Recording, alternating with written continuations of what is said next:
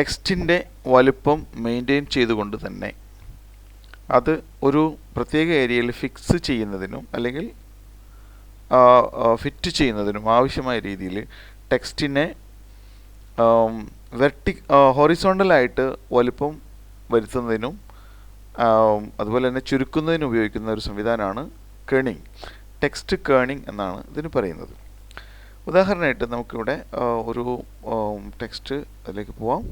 ഇവിടെ ഒരു പുതിയ ഹെഡിങ് ഇവിടെ നമുക്ക് കുറച്ച് ഹെഡിങ്സ് ഉണ്ടെന്ന് കരുതാം.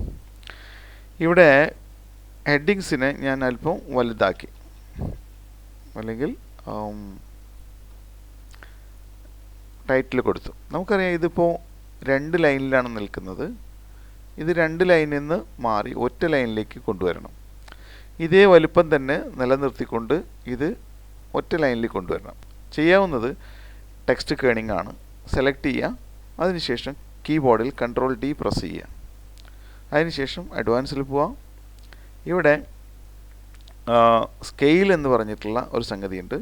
ഇതിൽ 100 എന്നുള്ളത് മാറ്റിക്കൊണ്ട് ഒരു 80% കൊടുക്കുക. അതിനുശേഷം ഓക്കെ കൊടുക്കുക. ഇപ്പോഴും കുറച്ചും കൂടി വേണം. അതിനായിട്ട് വീണ്ടും തീർച്ചയായിട്ടും Ctrl+D പ്രസ് ചെയ്തുകൊണ്ട് 80 എന്നുള്ളത് ഒരു 75 അല്ലെങ്കിൽ 70 കൊടുത്ത് നോക്കാം. അത് വ്യത്യസ്ത രീതിയിൽ അതിന് ശ്രദ്ധിക്കാം. ഇതും സംഭവിച്ചില്ലെങ്കിൽ തീർച്ചയായിട്ടും 65.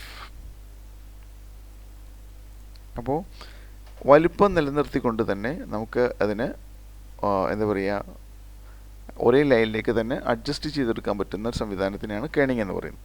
അല്ലെങ്കിൽ ഇതിന് സ്പേസിംഗ് എന്ന് പറയും, അല്ലെങ്കിൽ സ്കെയിലിംഗ് എന്ന് പറയും. ചില ഘട്ടങ്ങളിൽ ഇത് നേരെ ഓപ്പോസിറ്റായിട്ട് വരേണ്ടി വരും. അതായത് നോർമലിൽ നിന്ന് വിട്ടുകൊണ്ട് സാധാരണഗതിയിൽ നിന്നും കുറച്ചും കൂടി എന്താ പറയുക, ഹൊറിസോണ്ടലി നമുക്ക് വലിച്ചു നീട്ടേണ്ട ഒരു ഘട്ടം വരും. ഇത്തരം സന്ദർഭങ്ങളിൽ സെലക്ട് ചെയ്യുക. അതിനുശേഷം Ctrl+D പ്രസ് ചെയ്യുക. ഇവിടെ മാക്സിമം സൈസ് കിടക്കുന്നത് 250 ആയിരിക്കും. 200 ആണ്. ഇത് 250 വരെ പോകാം. 250 കൊടുക്കുക, ഓക്കെ കൊടുക്കുക. ഇപ്പോൾ ഇത് ഒരു ലൈനിനേക്കാൾ കൂടുതലായിട്ട് കാണുന്നുണ്ട്. Ctrl+D പ്രസ് ചെയ്യുക, 200 കൊടുക്കുക. അതിനുശേഷം ഓക്കെ കൊടുക്കുക. കണ്ടോ? അപ്പോൾ ടെക്സ്റ്റിനെ ഹൊറിസോണ്ടലായിട്ട് വലിച്ചു നീട്ടാനും അതുപോലെ തന്നെ ഹൊറിസോണ്ടലായിട്ട് അമർത്തി പ്രസ് ചെയ്ത് സ്വീകരിക്കാനും ഉപയോഗിക്കുന്ന സംവിധാനമാണ് ടെക്സ്റ്റ് കേണിംഗ് അഥവാ സ്കെയിലിംഗ്.